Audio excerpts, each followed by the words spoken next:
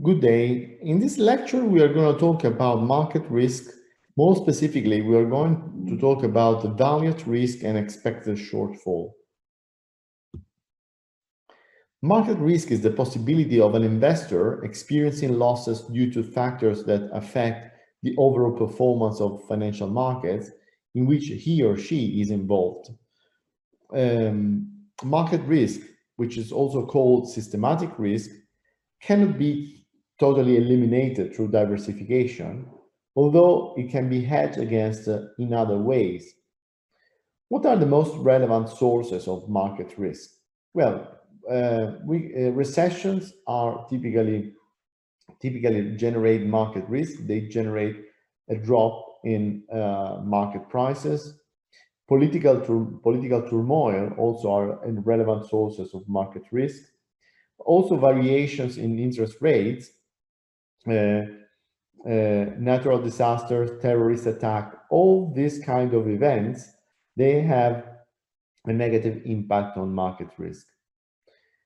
Market risk can be classified in several different ways. We can have a component of market risk is interest rate risk. We can have equity risk, currency risk, commodity risk. Let's see them a little bit more in details.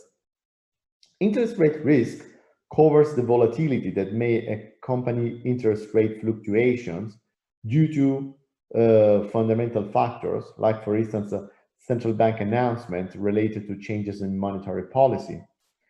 So this risk is most relevant to investments in fixed income securities, like, for instance, bonds.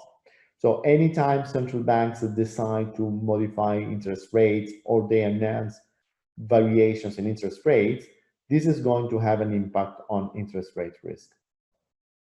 On the other hand, equity risk is the risk involved in changing prices of stocks investments, and commodity risk covers the changing prices of commodity, like, for instance, crude oil and corn.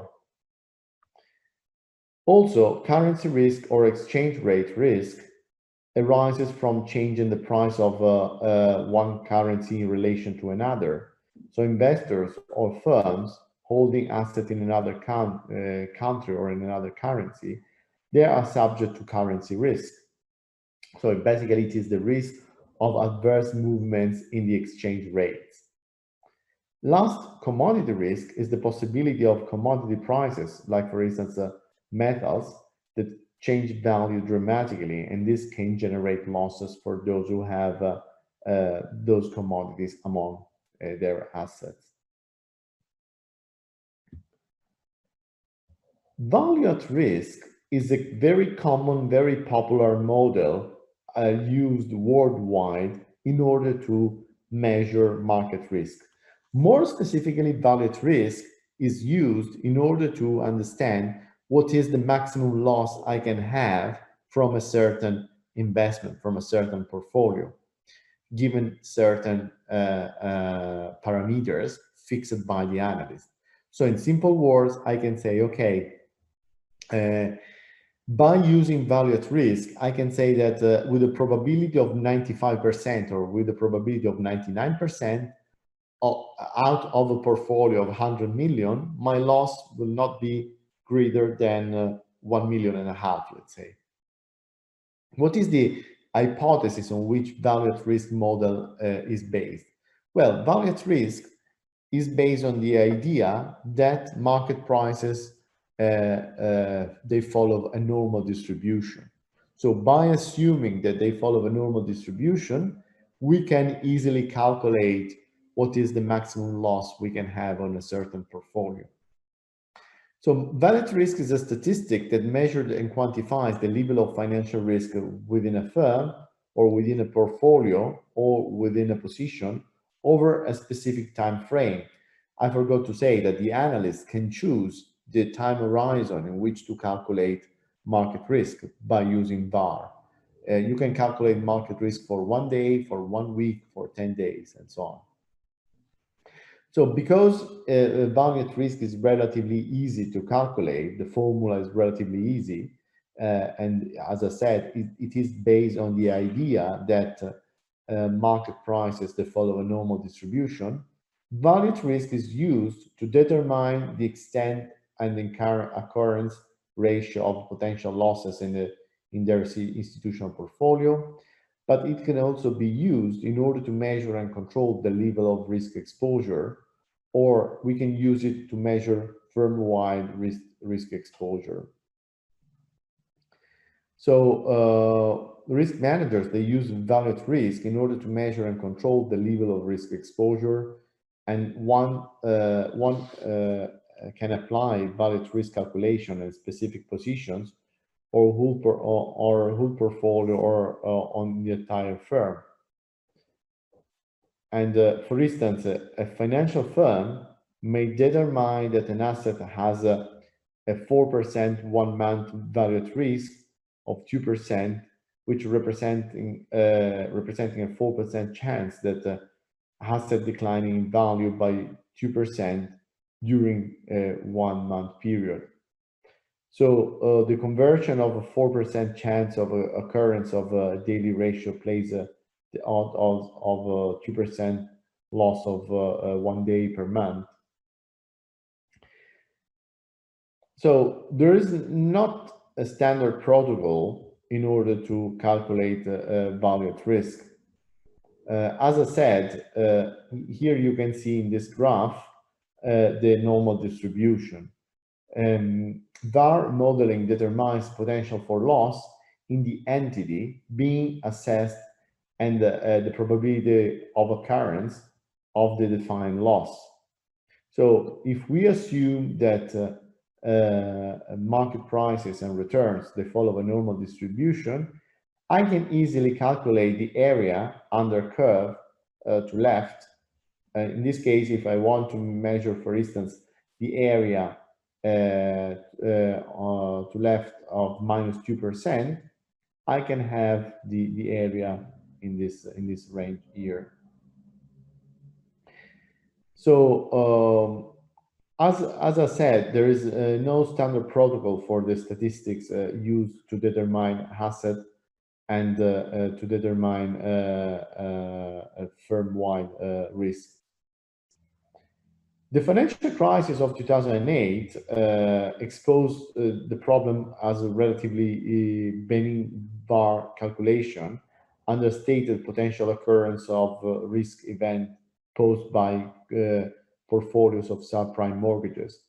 In simple words, it means that during the financial crisis in 2007-2008, it has been proved that value at risk is not a very sensitive model, is not very good in predicting negative movements in prices. Therefore, other techniques have been considered in order to solve the problems created by value at risk. One approach which has been adopted by regulatory authorities is to impose banks to calculate not only value at risk, but also stressed VAR, which is a VAR to be calculated under stressed hypothesis.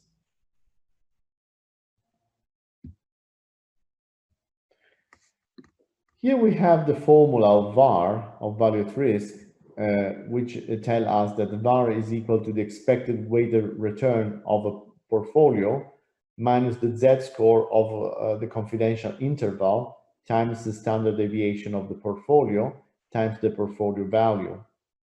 So typically, in a time frame is expressed in years. However, if the time frame is being measured in weeks or days, we divide the expected return by the interval and the standard deviation by the square root of the interval. So, for instance, if the time frame is weekly, the respective input would be adjusted to expected return divided 52, which are the weeks in a year. And the portfolio will can be calculated as the portfolio standard deviation divided by the square root of 52. If it is calculated daily, we have to divide by 252 and to use the square root of 252 respectively. As with many financial applications, the formulas sound easy, but calculating the inputs for a large portfolio is computationally intense. So you must estimate the expected return for a portfolio, which can be error prone, and you have to calculate the portfolio correlation and variance, and then plug in all data. So at the end of the day, all this just to say that the calculation can be slightly difficult. More recently, as a consequence of the problems raised during the financial crisis, more recently, another technique has been launched, is becoming more and more popular in the calculation of market risk. This technique is known as expected shortfall. Expected shortfall is a risk measure sensitive to the shape of the tail of the distribution of returns on a portfolio, unlike the more commonly used value at risk. So expected shortfall is calculated by averaging all the returns in the distribution that are worse than VaR of the portfolio at a given level of confidence. This is also called conditional VaR.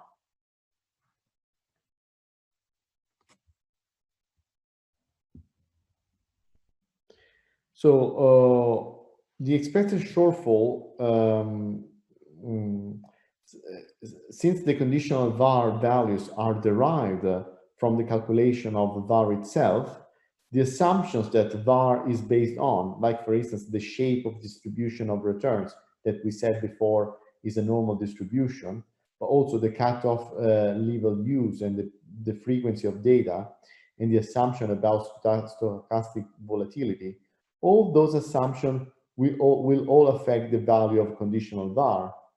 So calculating conditional VaR is simple once VaR has been calculated.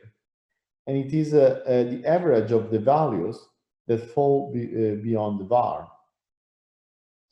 Here we have the formula of conditional VaR, where Px dx is the probability of density of getting a return with the value x.